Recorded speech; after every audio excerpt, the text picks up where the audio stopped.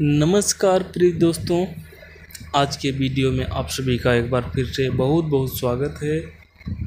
तो आज के वीडियो में हम लोग पढ़ने वाले हैं काल विभाजन के आधार, यानी हिंदी साहित्य के काल विभाजन के आधार को पढ़ने वाले हैं। तो चलिए देख लेते हैं। तो काल विभाजन के आधार मतलब चार आधार पर इसका विभाजन किया गया है। पहला हो गया काल या समय के आधार पर, दूसरा प्रवृत्ति के आधार पर, तीसरा साहित्यकार के नाम के आधार पर, चौथा सुधार आंदोलन के आधार पर। तो देखिए, जैसे काल या समय के आधार पर जैसे पड़ गया है आदिकाल, पूर्व मध्यकाल, उत्तर मध्यकाल, आधुनिक काल। और प्रवृत्ति के आधार पर पड़ा है, इसी का नाम पड़ा है वीरगाथा काल। आदिकाल का नाम, पूर्व मध्यकाल का नाम भक्ति काल, मतलब प्रवृत्ति जिस काल में जिस चीज़ की प्रवृत्ति थी उसके आधार पर पड़ा है। इसके बाद रीति काल, इसके बाद गद्य काल, ठीक है। और साहित्यकार के नाम के आधार पर कैसे पड़ा है, तो जैसे भारतेंद्र युग, द्विवेदी युग, ये साहित्यकार के नाम हैं, उसके आधार पर है। और सुधार आंदोलन के नाम पर कैसे है, तो पुनर्जागरण काल, जागरण सुधार काल। तो ये सुधार आंदोलन के आधार पर किया गया है। तो चार आधारों पर किया गया है। अब देख लेते हैं विभिन्न इतिहासकारों द्वारा किया गया हिंदी साहित्य के इतिहास का काल विभाजन,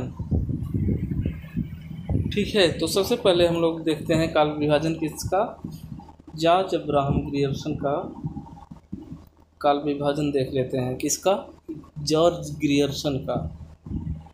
तो ग्रियर्सन का सबसे पहले देखेंगे हम लोग। तो चलिए देख लेते हैं। पहला जो है इनका चारण काल कहे हैं, जो कि 700 ईस्वी से 1300 ईस्वी तक माने हैं। दूसरा 15वीं सदी का धार्मिक पुनर्जागरण। तीसरा जायसी की प्रेम कविता। चौथा ब्रज का कृष्ण भक्त संप्रदाय, जो कि 1500 से 1600 ईस्वी समय माने हैं। और पांचवा मुगल दरबार। छठवां तुलसीदास। सातवां रीत काव्य। आठवां तुलसीदास के अन्य प्रवृत्ति। नौवां 18वीं शताब्दी। इसके बाद 10वां कंपनी के शासन में हिंदुस्तान, 1800 से 1857 ईस्वी। इसके बाद 11वां विक्टोरिया के शासन में हिंदुस्तान। तो ये हो गया इनका काल विभाजन। इसका जॉर्ज ग्रियर्सन का काल विभाजन ही था। मिस्र बंधुओं का काल विभाजन, ठीक है। मिस्र बंधुओं का काल विभाजन देख लेते हैं। तो थोड़ा सा बड़ा कर लेते हैं, सही दिखेगा।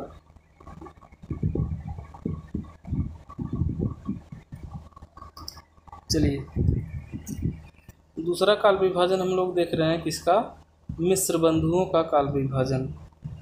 मिस्र बंधुओं द्वारा किया गया काल विभाजन क्या है, तो इसको देखते हैं। मिस्र बंधुओं ने पहले काल को कहा है आरंभिक काल,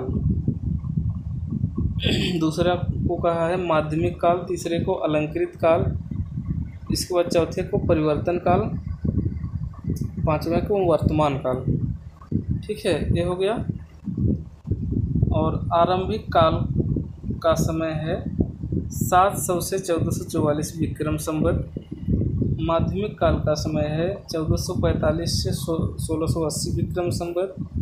अलंकृत काल का समय है 1581 से 1889 विक्रम संवत। परिवर्तन काल का समय है 1890 से 1925 विक्रम संवत।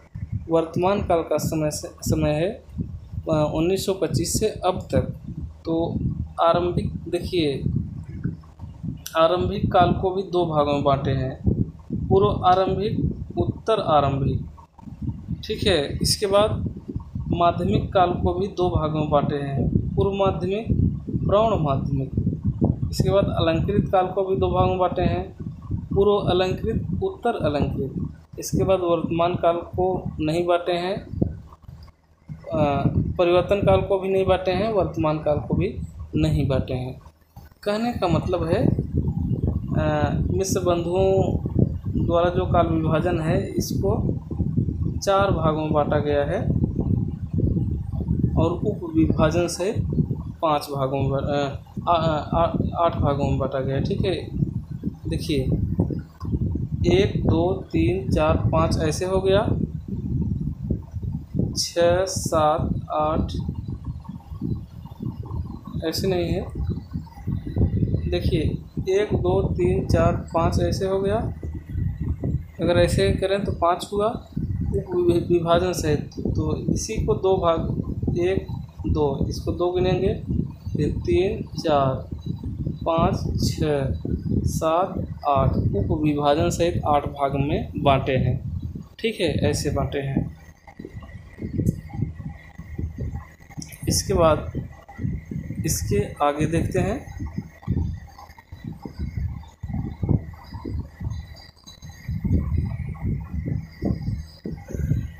कहने मतलब है 5 युगों में बांटे हैं और उप विभाजन सहित 8 युगों में बांटे हैं, इसको ध्यान रखना है।